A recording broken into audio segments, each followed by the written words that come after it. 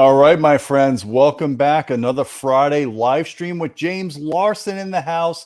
We're going to be talking about the REL subwoofer. It's the HT 1510. That's what we're going to be talking about. James did the review. The written review is on our website, audioholics.com. I'll put the link in the video description below. I also have the affiliate link for Audio Advice, as they are a channel partner. So if you do like this subwoofer, we appreciate you using the link to purchase it down below. But James, I want to talk to you about this sub because, people have been asking us for a long time to review a REL subwoofer. And I've always thought their subs look cool, but I think some of their theories about how to connect subwoofers and making subs without DSP is a little bit questionable, I would say. I But would say old-fashioned, kind of yeah. like, yeah. And they still are, but this one takes it. This doesn't really do that. This kind of like, I don't know, pushes their design into like the modern age, you could say, It's not like old school two-channel guys who like don't have any bass management whatsoever. Their subs have kind of been designed toward that end of the audio spectrum. Yeah, and just to make things clear, we always recommend if you have an AV receiver or an AV processor, don't hook the subwoofer up speaker level. I don't care what anybody says. You want to do line level, you want to do bass management in your processor. There's so many advantages to that. I can't believe we're still having this debate after it's been proven for 20 years that that is the best way to connect a subwoofer and use digital bass management as opposed to a crossover inside the sub. But that is digressing from the topic of this sub, the HT 1510. Now, this is one of their bigger subs, right? This is one of their kind of flagship subwoofers that they offer. It's one of their big subwoofers. It's not their flagship. Their flagships are like they have. I think they just came out with some new flagship subs recently, and they have a 15 now that's like $10,000, and this is not that. Jeez. So Okay. this is the big guy of their Series HT. They're like home theater geared sub, which are like kind of like bang for the buck subs that they offer. And the price on this one, I think, is 1900. Yes, 1900. Okay. So you put together a PowerPoint. Guys, if you're on our Patreon channel, if you're a Patreon member, the PowerPoint is there if you want to follow it.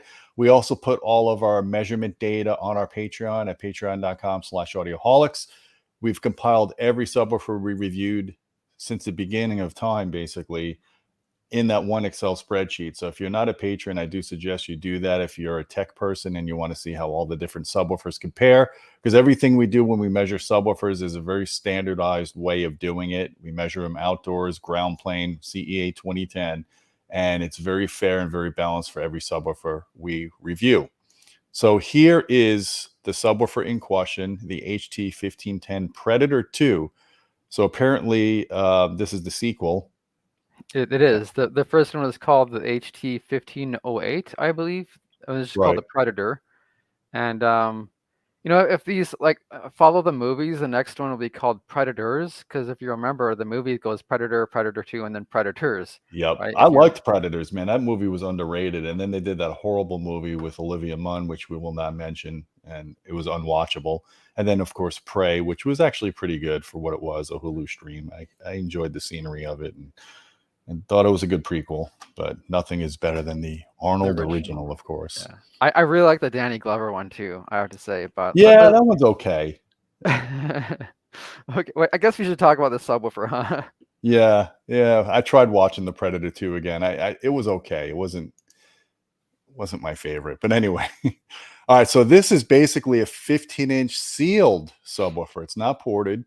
It's actually pretty big for a sealed subwoofer. It is. I mean, that's good because the larger you make the cabinet, it drops the resonant frequency of the system, and so that they'll more easily and efficiently play lower frequency content, which is what you'd want in a subwoofer. So yeah, it's a big old sealed subwoofer, 1000-watt amp, 15-inch driver. It's the build quality is pretty good. I mean, though you can see the weight there is 99.7 pounds. It's a 100-pound subwoofer. Pounds. Yeah. So it's not the easiest one to handle, but and it's a real 1000-watt. That's a continuous rating, not a peak rating. A lot of subwoofers you'll see a high power rating, and you got to read the fine print and make sure it's a continuous rating and not a peak rating. Yeah, that's the real deal. It's a heavy amp. I opened up the amp and it has this huge transformer on it. I mean, it is a heavy duty amp. Oh, so it's got a linear power supply. It's a Class D with a linear power supply. Yeah, it is, and the amp it's just a really beefy, huge copper coil on this amp. It's really something to see. I didn't really get a good picture of it, but because I couldn't take the amp, disconnect it from the unit, and so I just couldn't get a good picture of it. But I wish I had. It's something to see. Okay. And there's the picture images of the sub with and without the grill, with the same angle, and without the grill, it looks cool. With the grill, I don't know why anybody would ever use a grill on this except to protect the driver from something. Yeah, I It's could see that. I mean, it's it's a matte black finish, right? So it shouldn't be too glossy either way. But the driver, but it has a gloss black top, but yeah, the top, yeah. and it looks cool. But like, why would you? I don't know. It looks cooler without the grill. That's all I can say. That's a cool looking driver. The carbon fiber kind of driver. It is, yeah, for sure. Yeah, don't hide that driver. There's the amp. The amp is really basic. It's a powerful amp, but it's basic. It has XLR input and output and some RCA in and outs. And the controls are just phase, um, volume, just the most basic controls you have. Is the phase variable or is it just 0 180? Gee, I can't remember, and I can't see the picture. Sorry, you're asking me these questions. No, I don't. Well, I mean, there's two dials, so Yeah, it might be. I don't. Yeah, you'll have to refer to I do say in the review. So, yeah. It's. I think it might be just 180 0. It's a very basic set. well, Yeah, it has to be. the one thing that's lacking in this sub is any DSP, any EQ, no editor app, no phone app. I know REL's philosophy is to keep things simple and not use any DSP, and we'll talk a little bit about the pros and cons of that later Yeah, in the review. there's a picture on the right of the So driver. James, you really need to know these products better that you review. This guy's here saying, "Come on, there's no phase adjustment, only polarity." It's That's been a while since I had this in the house. I haven't. I sent it back a while ago. So all yeah, right. it's in the review. Anyways, nice beefy motor, really beefy surround. And you can see the cabinet. There's a big middle brace that holds the motor because it's pretty heavy, the motor, and it's pretty well made. I mean, 100 pounds. It's a lot. It's a big beefy, relatively simple sealed subwoofer, and that's what. So it's a stamped basket, but it looks like it's pretty beefy stamped basket. It's reinforced on the ridges and stuff. Yeah, it's a stamp basket. People say, well, baskets should be like cast, aluminum, but I don't think it really makes a difference. I think that's a nice kind of thing, like a build thing, right? That's doesn't make too much of a difference unless you have some really heavy duty, high excursion driver. But if you don't, it probably doesn't make much of a difference, I Well, think. the other advantage of a cast is it's paramagnetic, so you lose some of your motor force in a stamped basket that has, can be magnetized basically. But Sure. Yeah, so it's a lot of sub. Here's the conditions we tested this sub under open area. You can't be close to any large structure for is that a subwoofer food testing. truck over there? What is that in the background? Somebody's trailer. I don't know. There's my RAV4 if you can see way back there on the right. Yeah. But yeah, so I take measures to keep the sub away from anything that could cause a reflection, and because you don't want the reflections to hit before the whole cycle of the waveform is complete. That's a long cycle. That's in distance. It's like 100 feet for like below 20 hertz. I Yeah. think 20 hertz is like 50 to 60 feet Yep. long, right? So you can't be near any large structure with this sort of testing. If you want to test this sub in a kind of half space quasi-anechoic condition here, which is what And we I'm do. glad you do it where you're at because you can't do this in Florida without a heat stroke. So Yeah, you can only but the problem is you can only do this like half the year in Illinois, or that's actually in Wisconsin. Yeah, going on to the response. Okay, it's a basic sub, right? It doesn't have much shaping on the like DSP shaping in the response. yeah. And that's not a bad thing. It's not. It's most subs we get, they shape the response to be completely flat. But like, you know what? When you put a sub in a room, well, that doesn't matter, right? It's like it's your response just it's blown to pieces. In room, it becomes really ragged, you know. At least a single sub. If you want to address that, you have to have a bunch of subs. So like, this is basically it's not quite the raw response of the driver, but it's not far from it, and it's decent. It's a fine response. Well, plus because it's a sealed sub, you're going to get some more room gain, so you get some more reinforcement of the bass frequencies below 25 hertz too. Yeah, note they don't have a very aggressive like high pass filter. Like most sealed subs that you buy, Yeah, they have like they don't have a sealed sub type roll off, a low end roll off because yeah, they're like fourth order for. I've seen that a lot of sealed subs look more like a ported sub because they put such a high aggressive high pass filter on it. that's exactly right. And this doesn't do that. So you'll get a lot more room gain and like a lot more deep bass from this, at least in like a medium to small room than you would with most other sealed subs that you can buy. So yeah, that's one advantage of this type of response. And so like it doesn't have to be flat. Okay, here's the burst test measurements. This is how loud they can get in like a moment, like just a quick like snap. And that's mostly where you get the dynamic range in a subwoofer. It's not like a long, you know, a sustained sound and soundtracks or music. It's just a brief burst. And so like this one earns our Bassaholics large room rating as we note there. It's a big sub. It's a powerful sub. It gets loud. You can see in like the music ranges of 50 hertz and above. It's a steady 115 dB. That's pretty loud, you know. So again, one thing that this measurement doesn't account for is if you had a ported sub with the same exact CEA data, you wouldn't see as much low frequency enforcement in room with the ported sub as you would with this sealed sub that doesn't have an aggressive high pass filter. Yeah, in room, this is going to give you a lot more like really deep bass. A ported sub wouldn't, you know, below a Right. certain So point. technically, I mean, it could probably get close to an extreme rating in room. Yeah, I would have to take a look at the criteria for the Bassaholic, but I mean, in room, you might it would get. I got pretty good deep bass from the thing, so yeah. I Yeah. mean, it's Yeah. So guys, this is just this is a guideline. It's a good guideline, of course. But the coupling advantage of a sealed sub that doesn't have an aggressive high pass gives you a lot more bottom end than you may be seeing in this outdoor ground plane measurement. So like that 95 dB at 20 hertz, you probably get a little bit more of an advantage of low end because of the fact it's a sealed sub and it couples in the room better and it doesn't have an aggressive filter. So that's just something to consider.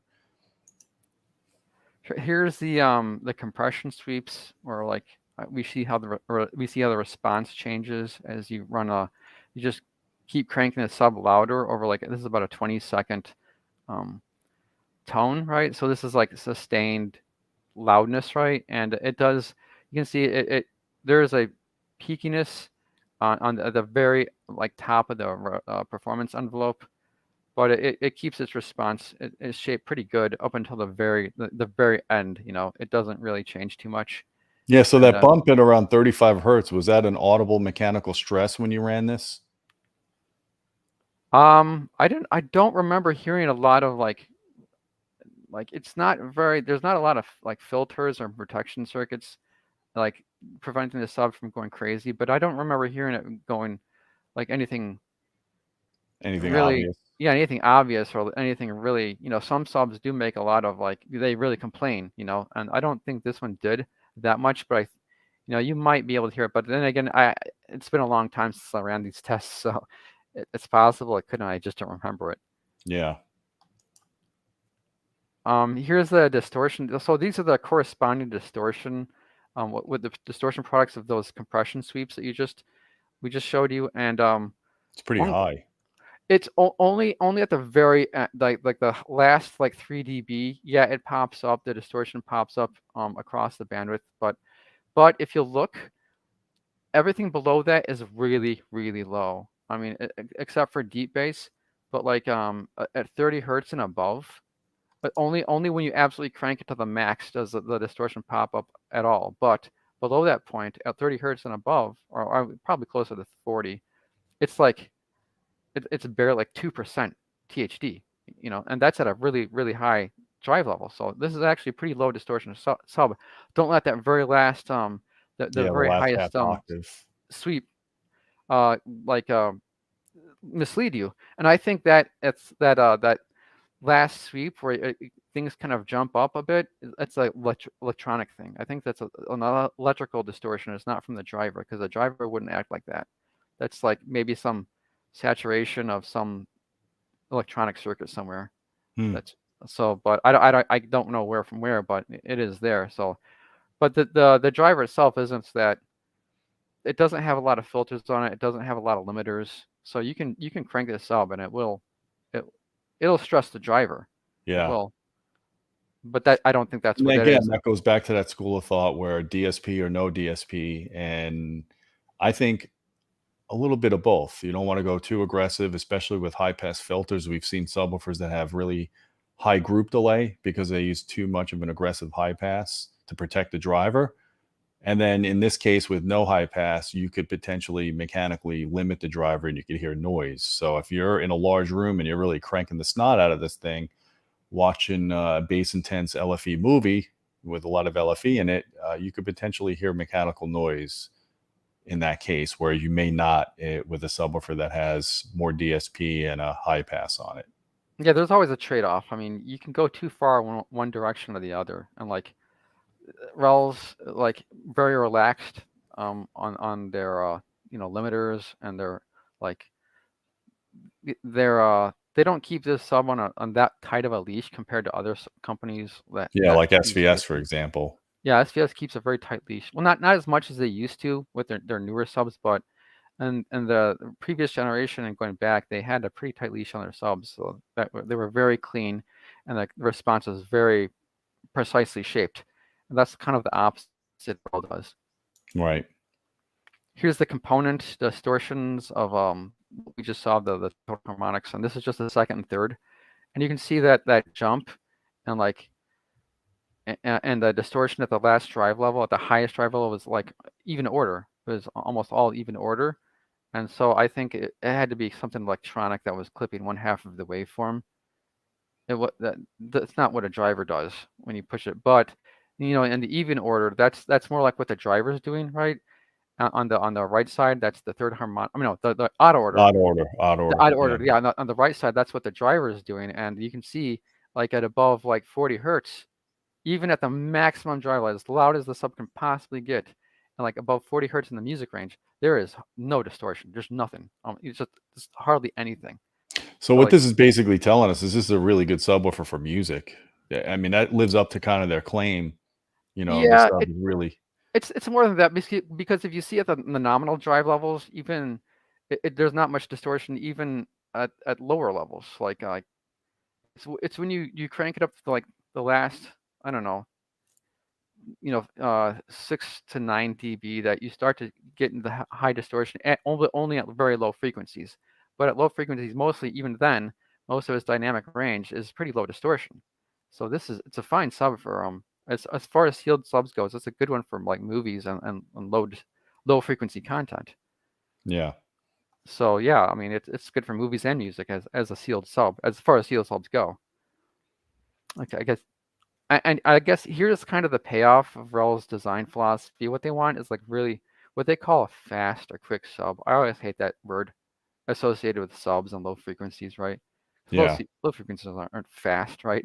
They're long, right? They're long. They take a long time to develop. But I mean, it's you could call it almost transient response. Another word I don't quite like. I just like time domain behavior. That's the kind of the phrase I like. But their time domain behavior here measured in group delay is really, really good, since they are not using much in the way of filters or response shaping, all of which causes it raises time domain like performance, or not performance, but like lag. It causes time delay, like lag. There's no shaping of the response, and all the time domain here is very, very good.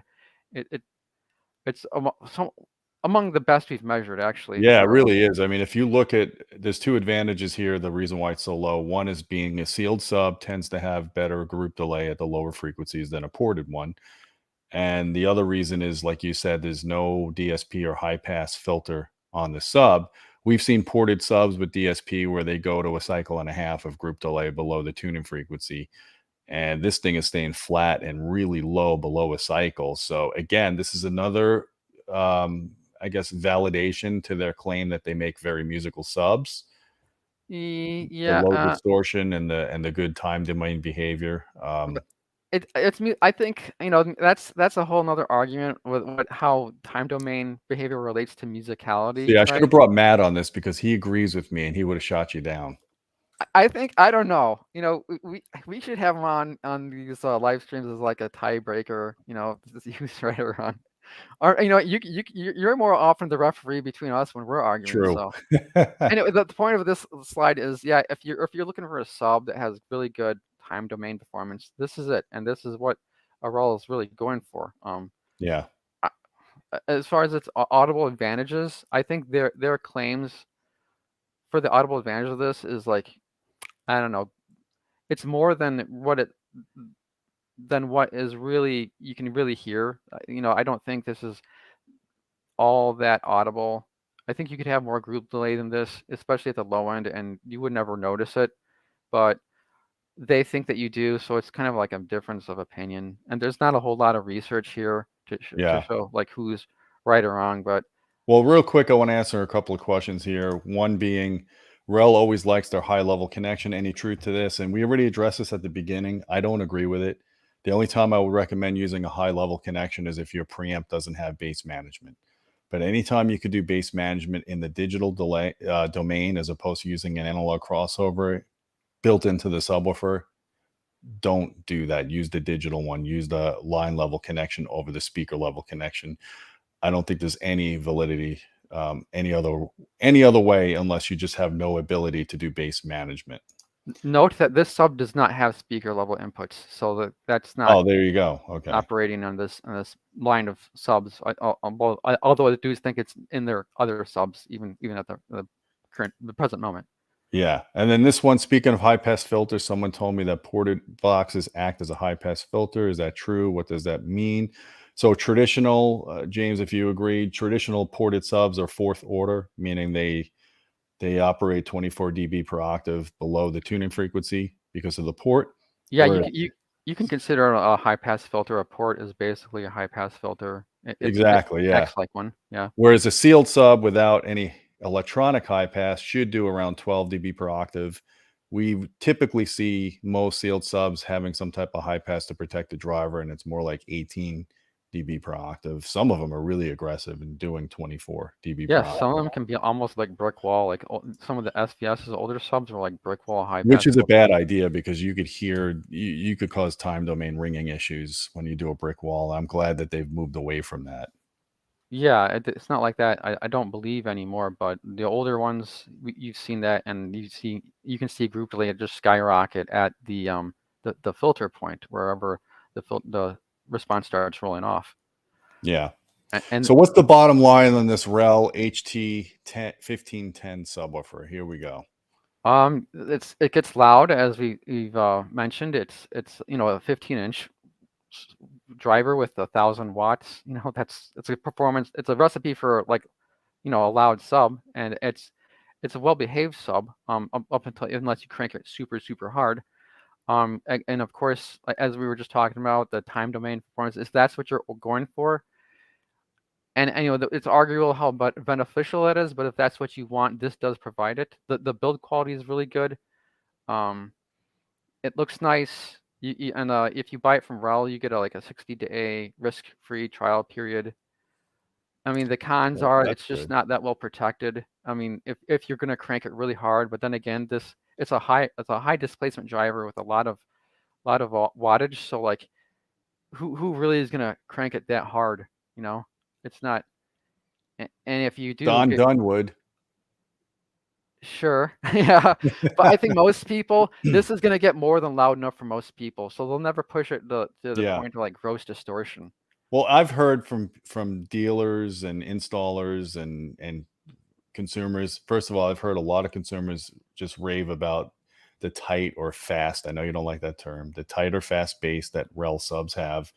But I've also heard that they're more catered towards music because they can be overdriven for home theater applications. You see it here, and this is one of their higher output subs. It's a 15. Those little eights that they have, if they're not putting any type of limiter on them, I'm sure those things can misbehave very quickly. So you got to use them size appropriate to the room. So I think the large room recommendation, based on what I'm seeing here, is probably the best way to go for this sub. And of course, we always recommend dual subs. Dual subs give you more output, but they also give you more even bass distribution so that every seat gets similar bass that you can go now and EQ the response, flatten out any of the bumps you have in there, and just get a smoother sounding, more linearized bass.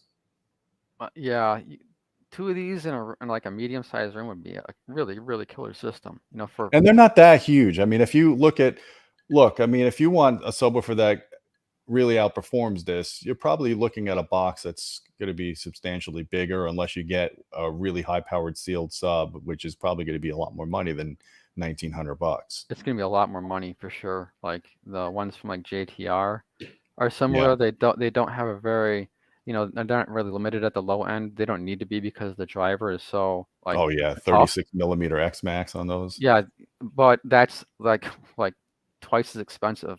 So like, or Yeah. somewhere in that neighborhood. But another really good sub anyway. So I would say overall, I mean, I would say this is not a bad subwoofer.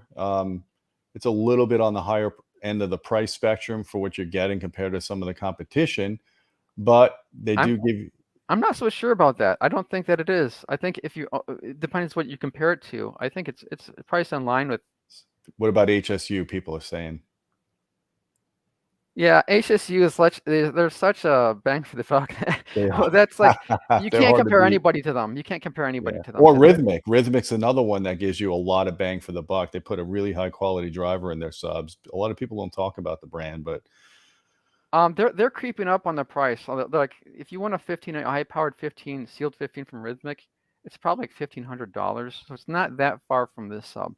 And yeah. I don't think the finish or the build quality would quite be on the level, but it would be a good sub for sure. We should review one sometime, I guess.